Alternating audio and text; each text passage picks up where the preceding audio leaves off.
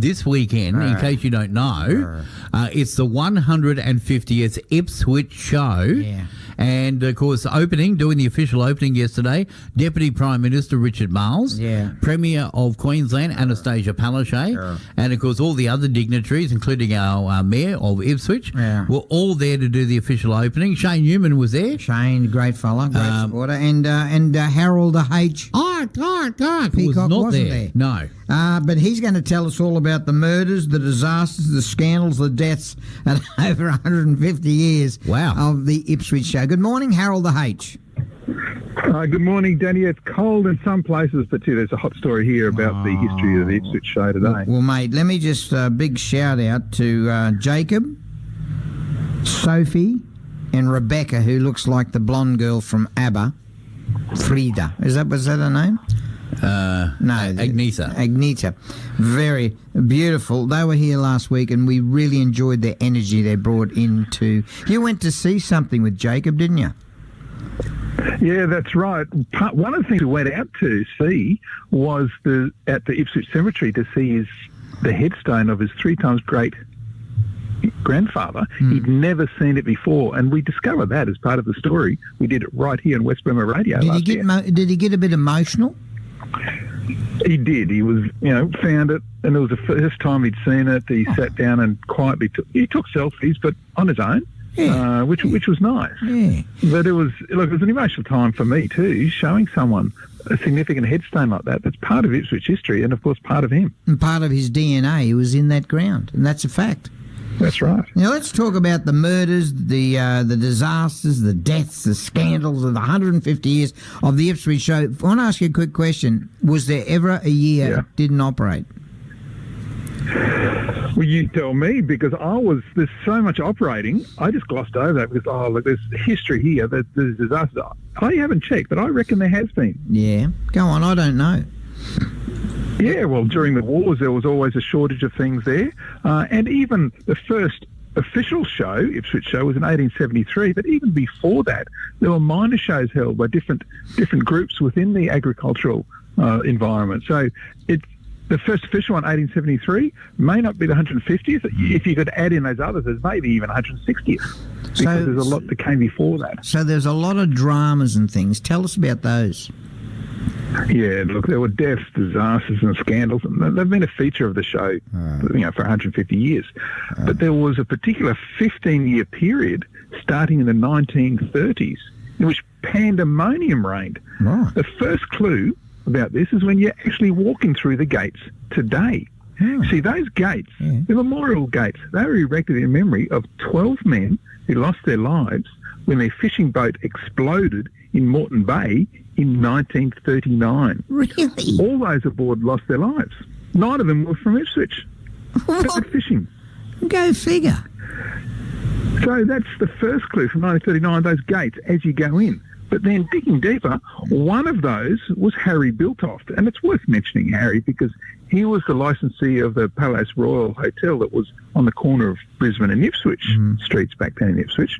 Harry's wife, Maud, took over the licence until she died just 4 years later. And that was only weeks before their son was mentioned in dispatches while serving in the war in the RAAF. So there's just the history even in that one name. Now, death actually came to the show itself in 1951. Right. That's when a man called Frank Quiller collapsed and died in the grandstand while watching the ring events. But then scandal troubled the show shortly after Mr. Oswald Hart of Station Road at Bouvale. Wow. He won 7 poultry championships in 1948. Now, the scandal happened when 18 of his fowls mysteriously disappeared, including 3 of his championship-winning white Wyandotte chickens. That'd be foul play. That'd be foul play there. Yeah, but the perpetrators were never brought to justice. Really?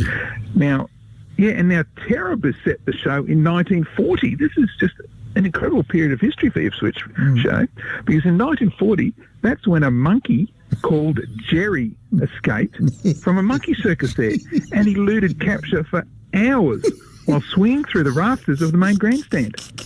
Women screamed while frantic attendants implored Jerry to come down. Jerry, get down. And then before that, even before Jerry, in 1939, Yes. a nurse was thrown from the Chairplane. That's one of those rides that swing around. Yeah. Nurse was flung from that. Crowds surrounding the attraction shrieked in horror as they watched Miss Maisie Allen fly overhead as she had been flung from the ride. And she was screaming all the way as she went. Now, she was a nurse at the old Oakdale Private Hospital on Milford Street. Right. Maisie landed with a heavy thud on the grass, far from the ride, and she survived. But she died in her sleep just 1 year later. Wow. Now, amid all this pandemonium, there was 1 year, 1936, Yes. that stands out for death and scandal more than any other. No. And it wasn't just at the Ipswich Show, but the whole of South Queensland. Ooh. At the Toowoomba Show that year, Yes. the body of a champion Berkshire sow was found dead in its pen. That was at the show. The owner was Mr. Frank Back from Oakey. He and his son would later be implicated in the horse racing ring-in scandal at Bundamba. Now, Frank got cleared of the conspiracy and his son was not guilty of attempted murder, but he was banned for life by the Queensland Turf Club. And his pig, she'd been killed by arsenic. Oh. Now, shortly after the show, there was a similar discovery at the Goodna Asylum. Oh. That's when the body of a show champion, Berkshire Boar, from the same Toowoomba Show, it was exhumed and it was found to also have been killed by arsenic. Oh, no. Now, at the same time, there was a pony called Lady Blue, and she jumped with distinction at the Bundaberg Show.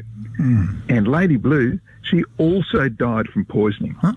She was owned by the famous trick rider Noel Oakes from Childers. There was just poisoning non-stop at all the shows in South Queensland. And the carnage of that 1936 year, of course, spread here to the Ipswich Show. Now, on the morning of the show, Heinrich Reisenletter from Gatton, yes, Heinrich, he announced the scratching of his champion Clydesdale mare called Meadowbank Phyllis. Now, she'd been entered in 3 classes at the show, and she was favoured to win. Now, the owner, Mr. Reisenletter, he will go on to serve 22 years on the Gatshire Council, including several times as chairman. And Phyllis had actually cost him 350 guineas, which is around $150,000 in today's money. But he was forced to scratch Phyllis on the morning of the show because she was discovered dead in her paddock. Now, listener discretion is advised here because this is quite awful. Phyllis had been killed by 2 bullets shot at close range, and she was finished off with a bayonet through the heart. Oh, gee.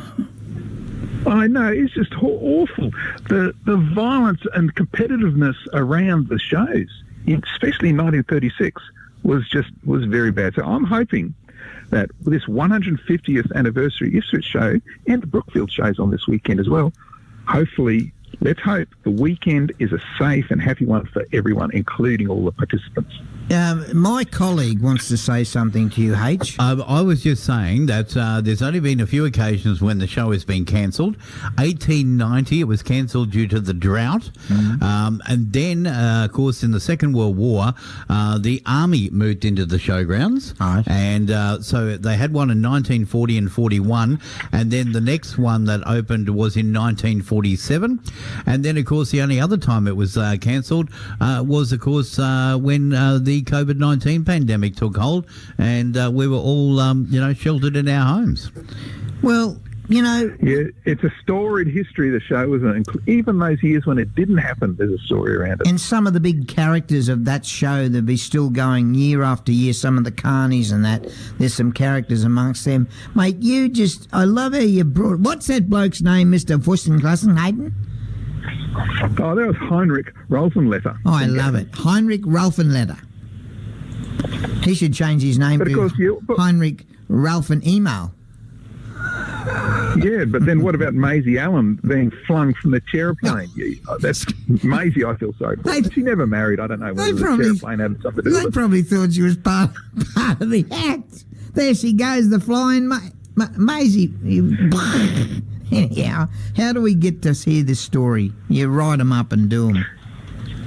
Yeah, go online to historyouthere.com. I'll upload the story tomorrow morning, and there'll be photos of a lot of these people, including Jerry the monkey. You get to see what Jerry looks like. Oh, Jerry the Tomorrow, monkey. historyouthere.com. Yeah. Mate, by the way, we'll say another shout-out to Jacob, the beautiful Rebecca and the beautiful Sophia. Sophia Yeah. Loren. It was a pleasure to have the ladies and Jacob was okay, but the ladies in the studio, they brought energy and fun, and we laughed. And thanks a lot, Jacob, who's a quiet young man who looks after youth himself. So he should be tuned in because he does listen. We should talk to him actually one day. We're going to. Mark Ainsworth, who's a 38-year veteran, former detective superintendent.